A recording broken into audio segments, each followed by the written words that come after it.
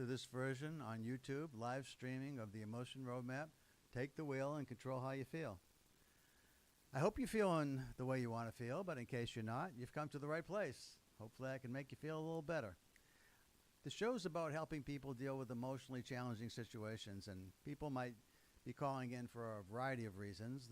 The first time we did this was 2 weeks ago on Tuesday, and at the last minute, we had a caller call in who was Jack, who was just going to be leaving the U.S. Army after serving a term in the Army. He was going to be going home, and he was struggling a bit with what would he be doing next. And we took the time, and we had the time, fortunately, at the end of the show to spend some time with him. And by the time we were through, he was feeling great about his opportunity and about his plan. He had what I would call an emotion-based plan. Something that made him feel right and comfortable and competent and confident in what he was going to be doing next. And that's with starting off not really being sure at all about anything. And so the goal of the show is designed to help people to just talk about what it is that's going on with your life and what's happening. And, at some point I might have a caller call in, and that caller might be a good friend of mine, Lou Pomalis, who is the originator for the idea behind the Emotion Roadmap. Take the wheel and control how you feel.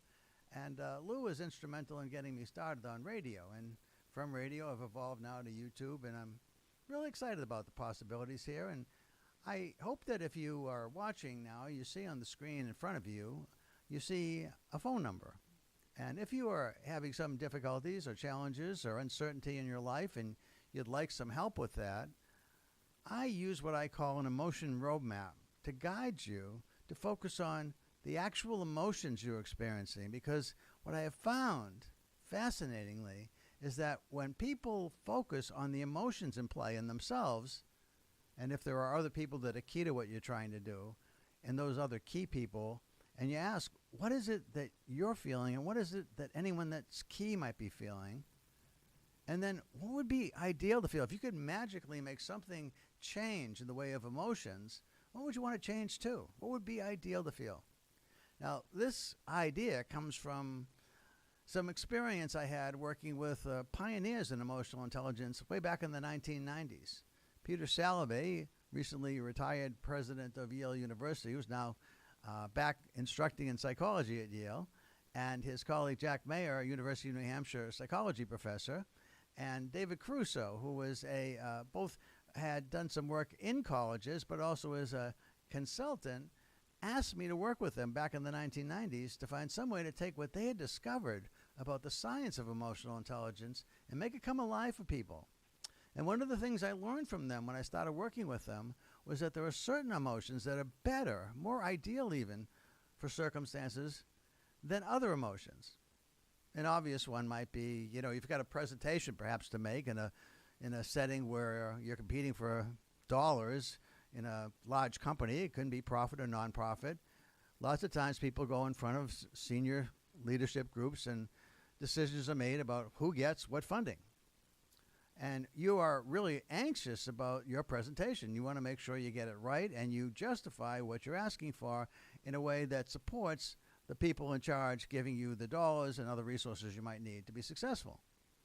And if you're feeling terribly anxious, you may stumble and fail in your presentation. Even though you've done all the homework and you really got everything accurate, you might not present it very well. And so you want to feel confident instead. And so that's an obvious one, right? You can see where somebody who's anxious wants to show up when they're ready to present as very confident. Now, if you follow what I'm saying about an emotion roadmap, how do you get from feeling anxious to confident? That's what I help people with. I help people identify what they are feeling and how to move from what you are feeling to what would be more ideal to feel. Now, some of what I learned influences this from these other people, but some of it is all very original, very creative.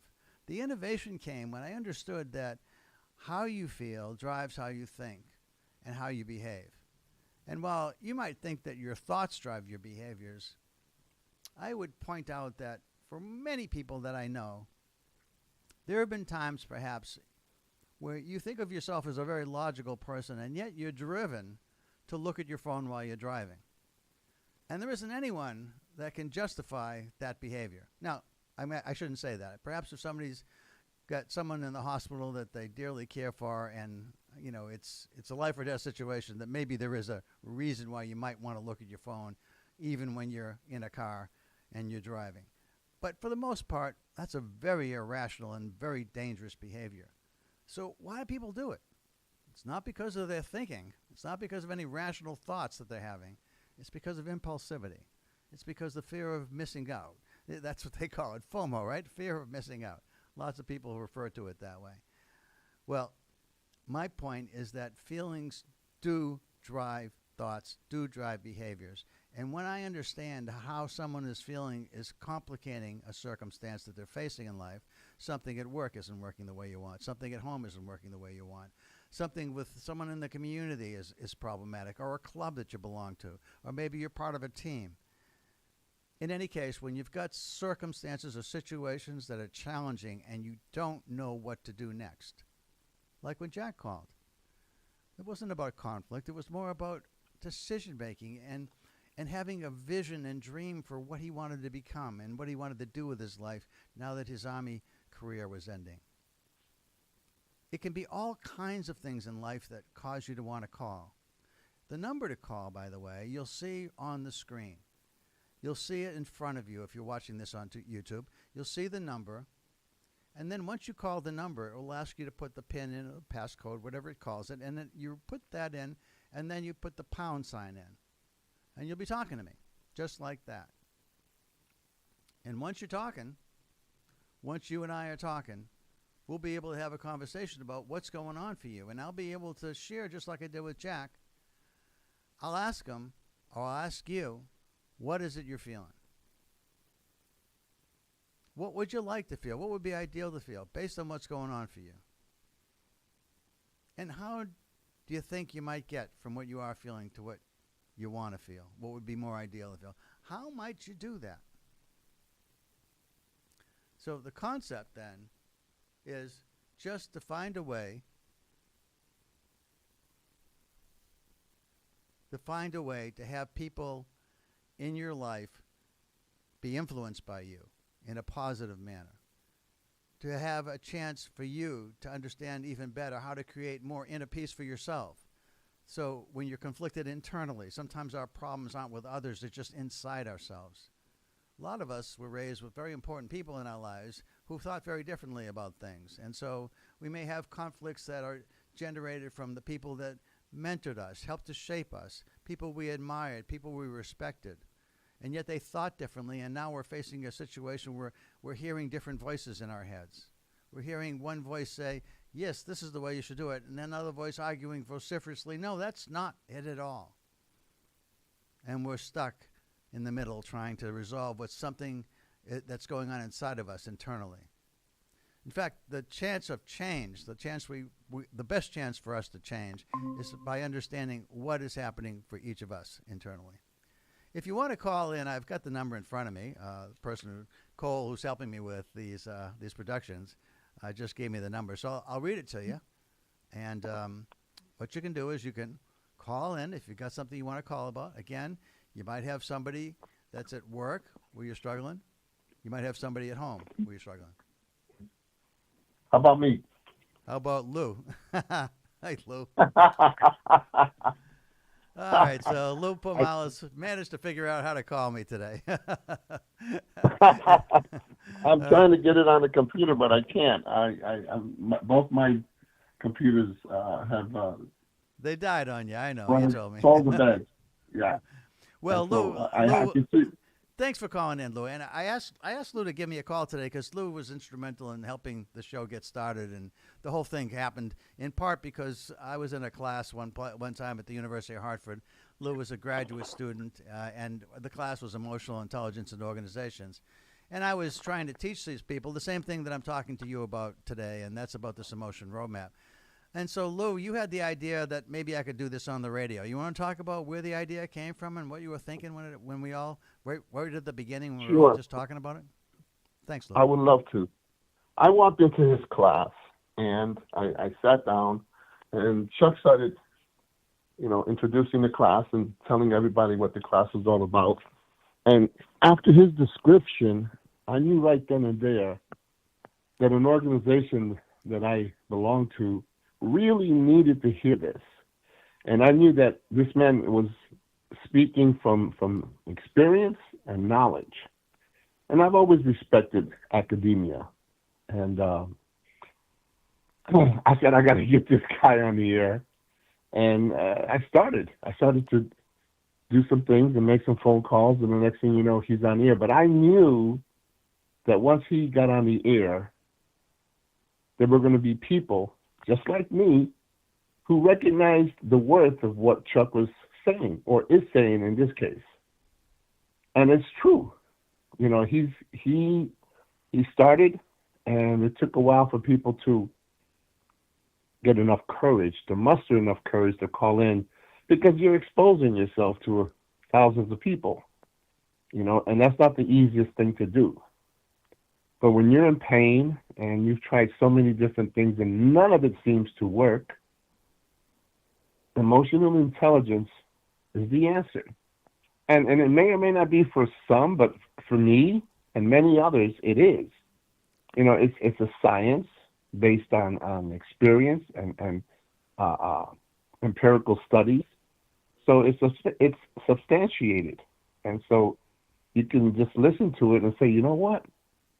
I feel that. That's how I feel. And maybe I can take control of how I feel it and turn it in an opposite direction or in a different direction, whatever the case may be. And each one is different. I used what I learned in Chuck's class and I applied it to my personal life. And I found that it was extremely useful and it panned out. What I learned panned out. And Chuck, I've told you many times that Chuck, I was right. I knew that this organization that I dealt with needed someone like you because of your knowledge and experience. And you are, I don't want to say bed partners, but you are in great company with people that are experts in the field. I mean, you're up there. It's not like, well, maybe, he's a rookie or maybe he's just done it for a few years and he read about it. No, you're elbow to elbow with all the other big wheels in emotional intelligence. Thanks. And I'm right. You know that I'm right. You're very welcome. You've earned that respect. Well, I respected you from day one. And apart from how am I going to get an A in this class, I had to think, I was also thinking about how am I going to get this guy on the air? First of all, I have to convince him. And most people say, oh, no, not me. I could never do that. And you didn't take much convincing, but I had to convince you to say, maybe Lou's right. Maybe I should. And you took me up on it. And I'm so glad that you did, because I've heard people call in and I've heard them, call in and some of them are pretty distraught. And after speaking with you, it's like a new person evolved, in the 10, 15, 20 minutes they were talking to you. So that's proof positive right there. And some people say to me, emotional intelligence, that's garbage. Well, I have always been of the belief that when people say, hey, you're in business now, leave your emotions at the door when you come into this meeting. I've always thought that the opposite was true. Use those emotions, bring them with you, but you have to know how to control them. You have to understand them. You have to be able to recognize them, because if you don't recognize them, you can't understand what you don't recognize. And what you teach people how to recognize those emotions. Oh, so that's what that is. Or let me try applying what he's telling me on how to control it. And wow, I could do this. And you may not succeed every single time, because sometimes the emotion might be so strong, so powerful that the anger is there, and you might mess up. You may not control it. You might get out of control, but you always can do it again and again until you get it right. And that's just like anything else. No one's perfect. No one's going to get it right the first time. Some do, and God bless them. I couldn't. I had to think about it. And most of us have to think about it. So I can only encourage all your listeners and viewers to think about what I've just said and how it applies to them. and get the courage to call in and say, Chuck, this is my situation, and let Chuck have a crack at it, and you'll Right. see. And if it, you know what I mean. Well, one of the things I'd say, Lou, is that when you first approached me about it, I thought, I actually had been on the radio a long time ago, and it was in the 70s, and I was doing a show called Family Education and Understanding. I used to be a family therapist, and I thought perhaps I could be really helpful to people in trying to take what I had learned as being a therapist and on the radio just be able to have anybody call in. I thought parents would be calling in about their kids. Funny thing happened was I had a bunch of kids calling in about their parents. It was it kind of turned around, but we also had a lot of positive experience with that. So I had seen and been on the radio, and I thought one of the reasons I thought the radio was attractive was, sometimes when you're a counselor and you're working with a family or a school counselor and you're working with one person at a time or even in small groups, you can't reach that many people. And Lou, one of the things that I've learned over the years is that if you can help people to be smarter about what's going on inside themselves and help them to manage their own emotions, you can generate a lot more inner peace. And I have great goals of looking to try and generate world peace. And I'm so happy with with what's happened yesterday. And I know there's many struggles ahead, but we saw something happen yesterday where we saw people returning to their homes, the Palestinians. We saw hostages being reunited with their loved ones, and whatever else you think about this administration. It was amazing. It was an amazing day, that day yesterday. And I know that part of what happens is people get conflicted. People think that there's something wrong with the other somehow. And the other is just another person, another human being. And I'm hoping that the more people understand how to control what's going on emotionally inside themselves, the more they're able to understand that all of us have feelings, and those feelings matter. And when we help people to feel like they belong and that they're valued and that they're appreciated and that they're understood, and particularly that they're cared about, what a difference life is for us when we do that with the people that we say we love, but boy, we sure don't always act like it. And so when you first approached me, I thought, how do I reach so many more people? I mean, can I reach a lot of people? Is this really even possible? And it took a while, Lou. I mean, you had to use your own emotional intelligence to find. A lot of people want to be on the radio, turns out, and it's not easy to get on the radio. And I just celebrating my 16th year there now. And I remember, Lou, I think I told you this. This is one of the greatest moments in radio time for me was when a father called me, and he asked us a couple of years ago. He said, Chuck, how long have you been on the air doing the Emotion Roadmap, Take the Wheel and Control How You Feel? And I said, I've been on 14 years now. I had to think about it for a minute, and it's been 14 years. He said, well, that sounds about right. I said, what do you mean? He said, well, my son was born 13 years ago, and I've been raising him listening to the things that you talk about. I listen to your show all the time, and I just tried really hard to be really emotionally smart, use that roadmap you talk about, try to think about what I wanted my kid to feel, how I wanted them to understand about the importance of other people's feelings. And he's a great kid, and I wanted to thank you for that. And Lou, for me, it's like, Wow. as you said, people called up and talked to me, and in 15 minutes, I'm able to help somebody who's got something going on internally that they're struggling with feel like it's turned around, like it did with Jack last week when he called. And so when that happens that quick, other people then feel like, hey, I think I'll call. And it is scary. It's certainly scary to call the radio about anything, and never mind putting something out on the table that you're not actually successful with, something that you're struggling with, that you're challenged by, that you're uncertain about what to do next. Putting that out there is tough. The reason I ask you to do that is to help everybody, because one of the things that drives my life is I love being able to help somebody. When you came to me about a few things with the radio station and some of your own stuff, and other people in the class did too, I tried to show everybody how I could help each individual and hope that they learned the methodology, the process, the logic behind what I was saying. And the simple process was I asked people, give me a short summary of what's going on. Then tell me how you're feeling about it. And if there's anybody else that's part of it that's really important, what is he or she or they feeling? And how would you like them to feel? And to me, that was about the idea of a future vision. We did that for the radio station back in 2015, I think, Lou. We worked really hard Sure. with the radio station to try and come up with a new vision and mission. And that drove a lot of what they did for a lot of years. We created that together. That was great. And now, by the way, Lou's going to have me on his radio show. You want to talk a bit about that? That's coming up in a Yes, couple of yes, days. I was waiting. I was Okay. waiting for my opportunity. Well, Okay. to talk about just to mention a little something about that experience you had with was it Jack Yeah. Right. about his son. That's what I call a ka-ching moment. That's your, that's our paycheck when we touch bases with someone and it hits, it resonates in them. That's a ka-ching, and it's something that you can't put a price tag on. Well, I do wait, radio. wait, wait, wait, wait, wait. You don't put a price tag on it because we're all volunteers doing this stuff. So, Well, yeah, but it is, you know, it is what drives us. It is the reinforcement. It is the payback for what you're right. yeah, For me, when I can make somebody that's else's a life check. better, absolutely, ka-ching. You're right. That's a paycheck that we get. Yep. It's non-negotiable, but it's just a paycheck nonetheless. I've been doing radio at WRTC for 6 7 years now, and it's part of my life now. I do a jazz show. I call it 50 Shades of Jazz, and I also do a soul R&B show, which I call 50 Shades of Soul.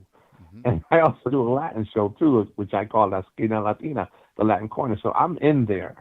Now I do every other Thursday. Now I'm on this Thursday from 12 to 3, and I wanted you to be part of WRTC, and I've spoken with the general manager, and that process is happening. You know, you've gotten some training, um, and this Thursday, God willing, you're going to be there with me from 12 to 1, and Right. you and I are going to discuss what you do, and we're going to introduce what you do to the WRTC family, which is only 10 mile radius. However, we do broadcast streaming.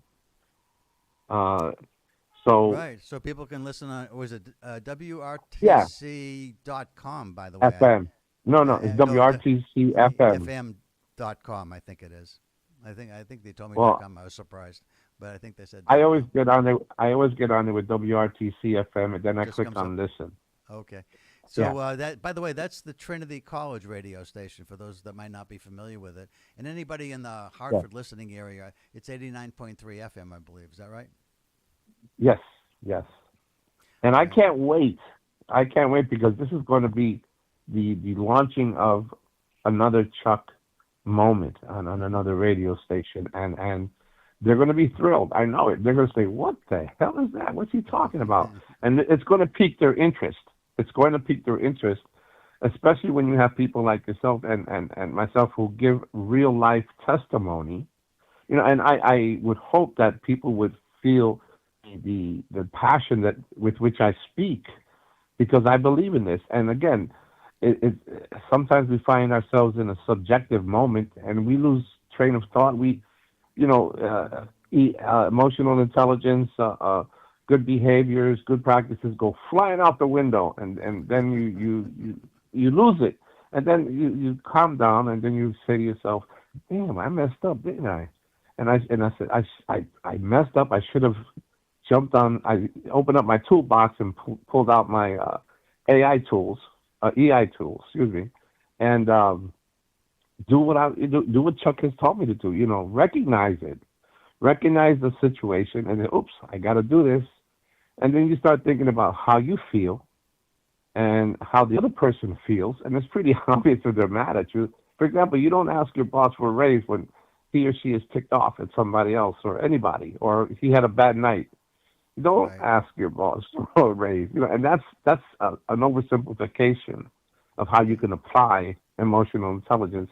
But nonetheless, it's a situation that you can apply it to, and you practice it just like anything else. You practice it, and you find yourself getting better and better and better. Then you'll find yourself sharing that information with somebody else. Hey, do you ever hear of emotional intelligence? And I'll say no.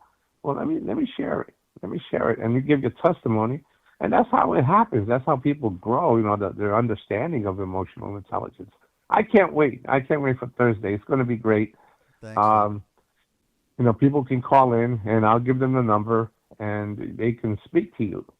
You know, it's a different kind of program, and I would imagine that it's not for everyone because a lot of people aren't that open-minded or objective enough to recognize the need for it, and that's okay. That's fine. Eventually, they will. They will. I think that the goal is, I think, like you're worried about if you call in that there might be thousands listening. There probably is probably maybe 100 that might be listening right now, but over time, hopefully, there's thousands and even more. The goal is that if people can learn a process that really does make a difference for you, it keeps you more mentally and emotionally healthy. That helps you to influence the people that in your life that you care deeply about, and to be there for them by simply asking, "How do I want them to feel?" Before I say this. There was some great advice. Every once in a while, people worry, ask me about politics in the workplace. How do you talk about politics in the workplace, or something something controversial at home, or something like that? And Yeah. I draw from everywhere. I learned from the pioneers in emotional intelligence. Mhm. The former president of Yale University, Dan Goleman, who's the most famous probably author about emotional intelligence. Dan and I have had chances to get together and work together in different opportunities to work with all kinds of people that are known in the field, and it's been great. But at the same time, I pick up information everywhere. So one of the people I was listening to one time said, one of the things that he learned about relationships and communications, he said, was one. Sometimes I hear something and I could be a part of a conversation, and I ask, "Hey, is this something that needs to be said?" That's the first time, and then maybe yes, but then the next question before I say it is this something that needs to be said by me? And he said that then I don't stop there. I go to the third question, which is, does this need to be said by me now? And most of the time when I get to that third question, the answer is no. And he said it took him 3 marriages to learn that.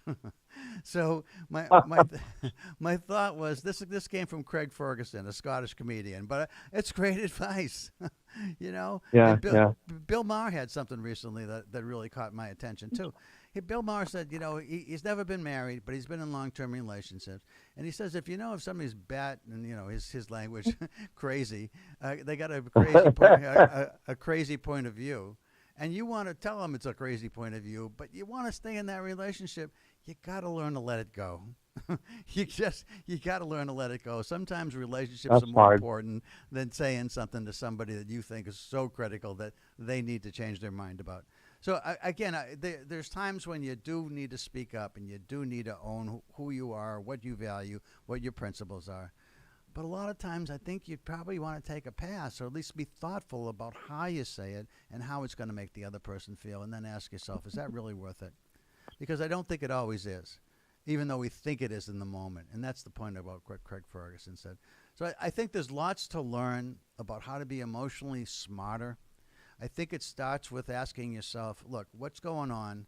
How am I feeling? What would I like to feel? How do I get to what I want to feel? And for somebody else that's important to me. Doesn't have to be somebody you care about. A lot of time at work, there's people we don't even like, but we have to work with them. It's just like in politics or in country to country. You may not trust who you're dealing with, but you got to work with them. You got to find a way to work with them. And you got to, Reagan said it years ago, trust but verify, but you got to figure out how to communicate in order to make things better between a group, a nation, an individual, a family, a workplace, an organization. Everybody benefits when they slow down a little bit and they think about, wait a minute, before I say what I'm about to say, is that how I want the person to feel? What I'm going to say is going to make them feel a certain way. Is that what I want? And if it isn't, I need to think about this again. I need to stop and rethink. How do I want them to feel, and what's going to make them feel that way? So, hey Lou, I'm gonna let you go and just see if anybody wants to call in. If somebody else wants to call in, I'm going to give them the number again. But thanks so much for calling in. I look forward to seeing you on Thursday. Me too. Looking forward to it, brother. Thanks so much, Lou, Thank for you, the Chuck. call. You betcha. Take care Bye now. bye. So if you're interested in calling in, the number is 929 266 2117. That's the phone number, 929 266 2117. And once you call that, the PIN is 856 417 530, and then the pound sign. And I'll do that once more, and then I won't again.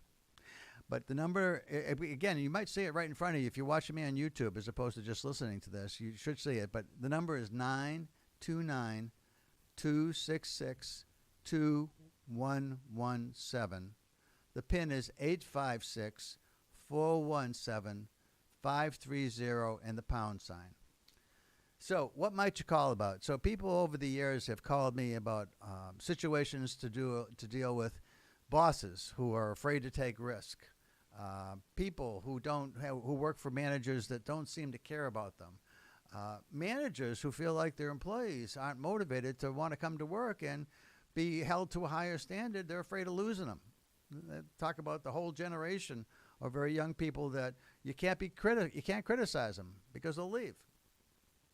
Well, I don't think that's true about everybody, but it does seem to be difficult at times to get people who want to do work and do it well at a high standard.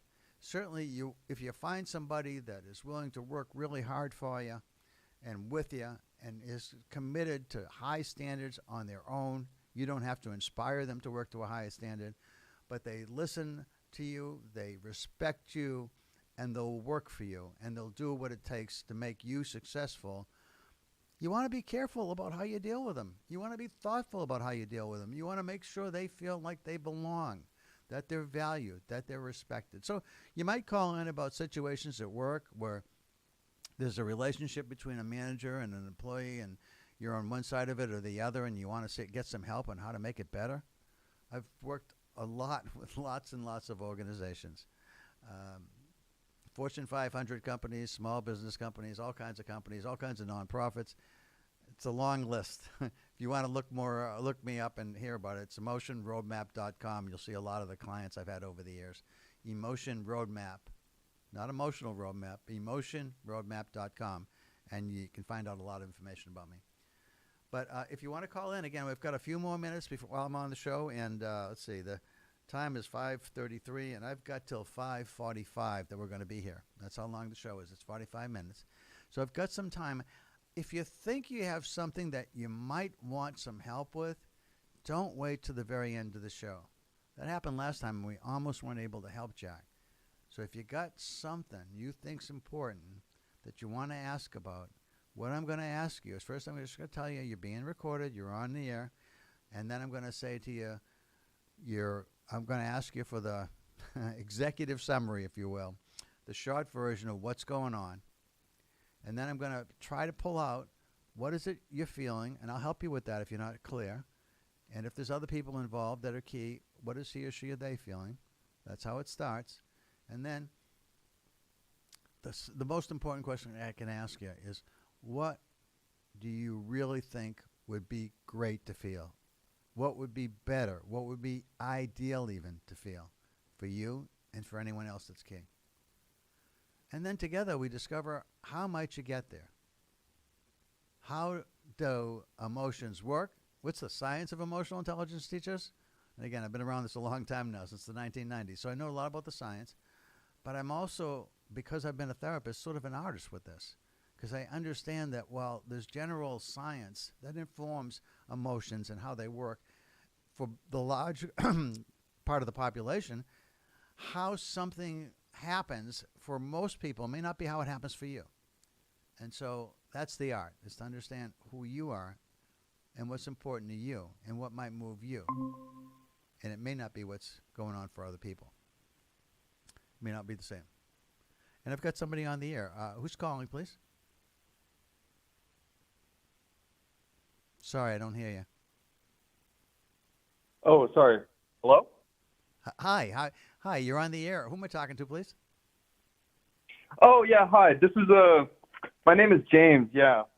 Hi, James. Thanks for calling in. I just want to know, you're being recorded, and if there's something Okay. I can be helpful to you with, that's great. What is it you're calling about, James? Yeah. So I kind of wanted your advice regarding it's a relatively personal issue, but I haven't really had many people to really talk to it about. I have a relatively specific hobby. I'm kind of in my mid-20s, and my hobby kind of revolves around collecting action figures. I don't know if you've heard of the action figures called Funko Pops. I usually collect my favorite Marvel characters. Okay. I care about them a lot, and this is why it's relatively important for me, and I have a significant amount of money invested into these items because they are fully investments. about $35,000 currently. Okay. But my wife, she's not very receptive to this hobby, and it's kind of led me to have like feelings of doubt currently in my relationship and kind of isolation, because I don't really have a good support group with my family members who are saying they also disagree with the hobby, and it's something that I've just found to be pretty difficult currently. So I was Okay. wondering if you had any advice Yeah. regarding this. It's interesting. I've done so many different things in my life. One thing Hmm. what was your first name again? James. James. James. Yeah. So James. So years ago, I was a huge Marvel Comics book collector. It's a rare. Oh, wow, really? Yeah, it's a rare item. So I can appreciate what you what you're involved with to a degree, anyway. However, I understand that there's a concern with what's happening in your family, and that other people don't get Hmm. it or don't appreciate what it means to you, etc. Um, so yeah, I always ask people, because it's really important to understand because you've been living with this for a while. My guess is you've tried Hmm. certain things that haven't worked. And could you tell me a little bit about that? What you've tried already that hasn't been successful, if there is anything? Yeah, sure. So I used to have them basically in my living room. Yeah. I live in a shared kind of apartment, so it's kind of in the middle space in the apartment, and I used to have they kind of lined up against the wall. However, um, my wife, she kind of was specific about kind of moving them to a location that might be not as obvious, um, as we have guests sometimes, and we've tried kind of managing space by putting them into a. We also rented a what's the word for it? A like storage unit to actually hold these the Funko Pops. Yep. So kind of trying to move them out of the space, but even then, I still like to keep some of the more valuable ones in a protected, just because in case the storage unit doesn't maintain the climate control or something, I wanted to have them kind of in the space constantly. So she has an issue with kind of how much space they're taking, because I think it's over 1,000 now that I have currently. Okay. So. Hmm. So I guess one of the things that you're saying is you found a way to move it out of. It's not as visible as it once was. That's one thing you've done, right? Exactly. That's Uh, what I kind of figured was the issue, but I think we're currently trying for our first kid, so yeah. it's possibly a financial thing for her as well. This is a question that she really brought up because she doesn't really understand the value of these items potentially. So. So I do understand that. So if I can Hmm. see if I can sort of summarize where we are. So you've got something that's a hobby, that's an unusual hobby, and while people who might and also enjoy the same hobby and there may be a few people that are listening that enjoy that. Other people will look at that and say, "Why would you, as a grown man, want to do that? Why would you want to do that?" And you see it as an investment, but it's also something that gives you great pleasure, right? Of course, exactly. I don't think I could have summed it up better myself. Thank you. So then the question is, your wife sees it, and she sees it as something that, man, I don't understand why my husband wants to spend so much time with these figures, and if it's a business, why is it only that we're making? Why are we always spending? We're not making any money if it's a business. I don't Hmm. understand that part. And my guess is she thinks something like that. Does that sound right? Yeah, I think it comes to the fact that I usually say that I'm going to try to sell these items, but they hold significant sentimental value for me. So it's difficult for me to not collect as or to like not collect and sell these. It's more of something that I tend to predominantly focus on the first part rather than the latter part. Right. So here's where life becomes challenging because how do you want your wife to feel? I think you already know the answer, but you're not. You haven't been wanting to take that step, which is it's a business, honey. It's a real business, and I've sold a few pieces this month, and I'm still going to use that money to buy more pieces, but it feels more real if you're willing to make that kind of move, but you haven't yet, right? Mm, yeah, I think I think it comes with trying to figure out a way for maybe her to understand the potential benefits to this I just think it's been difficult, especially with my family members who might not, who have distinctly mentioned their kind of lack of respect for the hobby just because it's not really something they understand. I suppose they equate it to something I'm not really sure, to be honest. But as for me, it has been a very valuable part of my life, and I think it's been difficult with having so much pressure to get away from this hobby. So. Well, I think, by the way, while some people might not, think that it makes any sense to own action figures, lots of people own artwork that other people don't think is art at all. But it's about their taste, and what they think is valuable to them might not be valuable to other people. So, I mean, if you can see it in a broader perspective than just, hey, this guy likes action figures, what's going on? So I think it seems to me, James, that if you are clear on what you want your wife to feel and what you want your other family members to feel, it sounds like you want them to feel like supportive because they believe it's a real business and not just some strange hobby that you have. Yeah, maybe it's a kind of a failure on my part explaining it possibly, and maybe explaining the financial gain that as I don't think it's the messaging, James. I think it's the commitment to actually make it a business, not just a collector's hobby. Oh, okay. I see. Okay, I see what you mean. So the key seems to me, if you want your wife to feel supportive and your family members to feel understanding and supportive, then it needs I really to would have to focus on pushing towards a more financial, explain the financial benefit of the hobby and try to turn it more into a business that I can use as a hobby and as a means of income. Yeah, I don't think it's anything. I don't think there's anything to do with words and explanations. I think it has to do with actions, James, and actually selling a few pieces. Which I understand how you feel about that. I get it, but if you don't, here's what's interesting: if you sell a few pieces and you bring that money in, that money doesn't have to go someplace else. That money can be used to buy other pieces. You know what I mean? So it still feels good to you at some level, but it also demonstrates that you actually are capable of doing this as a business. And maybe at some point you take some of the money that you make and use it, to buy something for a kid's nursery at one day. Yeah, that could be a good idea. I didn't really think of it that way. Well, but that you want to see how you turn around, how you influence how other people feel about this. There's no more words. There's no more explanations. It's actually selling a few pieces, I think. Okay, yeah, no, that makes sense. I think I'll try to present more of a financial.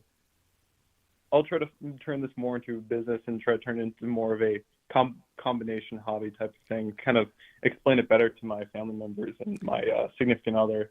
Yeah. If you find some way to make this work and you actually are selling some pieces, you might actually find it's a ball to do that. It's a ball to get into that trading business where you're selling a few to get some others, but you're taking some of that money and giving it to some of the to your significant others towards something else that you both have in common, and then everybody's on board with what you're doing. No, yeah, that makes definite sense. Yeah, I'll have to. I appreciate the help. Thank you. Well, thanks so much for calling, James. I appreciate it, and best of luck with that. And I hope that your characters do well. I'm a fan. Yeah, no, they're great. I try to take as good of care as I can of them. So. Yeah, and now I'm going to have to go home and talk to my wife about my comic book collection. Okay, James, great talking to you. I really appreciate the call. You take care. Great talking to you. Thank you. Okay, have a good one. Bye-bye. Okay, folks, so you listen to Lewin, to listen to James, and the show is The Emotion Roadmap. Take the wheel and control how you feel.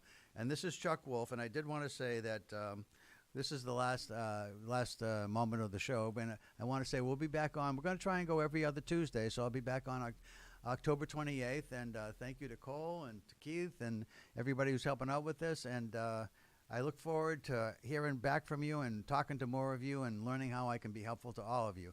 Thanks for the call, James, and Jack. If you're still listening, I hope that you made the move with your career goals in this first week. You're doing what you needed to do from last time we chatted. And Lou, thanks so much for the call. I look forward to